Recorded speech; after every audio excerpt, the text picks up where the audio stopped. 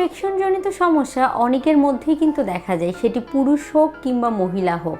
এই ইউরিন ইনফেকশনজনিত সমস্যায় যদি আপনি সমাধান না নিয়ে আসেন, সেটি কিন্তু পরবর্তীতে আপনার ইউরিনারি ব্লাডারে বিভিন্ন ধরনের ক্ষতির সম্মুখীন করে দিতে পারে। সেজন্য আপনাকে অবশ্যই ইউরিন ইনফেকশন হলে ডাক্তারের ট্রিটমেন্টের পাশাপাশি সুষম খাদ্যাভ্যাস মেনে চলতে হবে।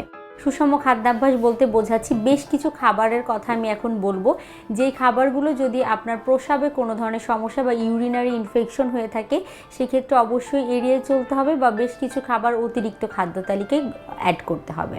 সবার প্রথমে যদি বলতে হয়, যাদের ঘন ঘন বা ইউরিন ইনফেকশন বা ইউরিনারি ট্র্যাক্ট ইনফেকশন জনিত সমস্যা হয় তাদের প্রচুর পরিমাণে পানি পান করতে হবে।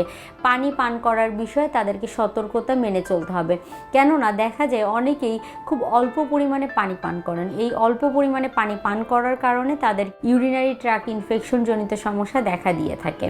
নিয়মিত 10 থেকে 12 গ্লাস পানি শুধু পান করলে হবে না, পাশাপাশি বিভিন্ন ফলের জুস, ডাবের পানি, তরল বিভিন্ন খাবার, সুপি খাবার বা বিভিন্ন সবজি দিয়ে, চিকেন দিয়ে, ডিম দিয়ে তৈরি করা স্যুপ জাতীয় খাবারগুলো আপনি আপনার খাদ্য তালিকায় রাখার চেষ্টা করবেন।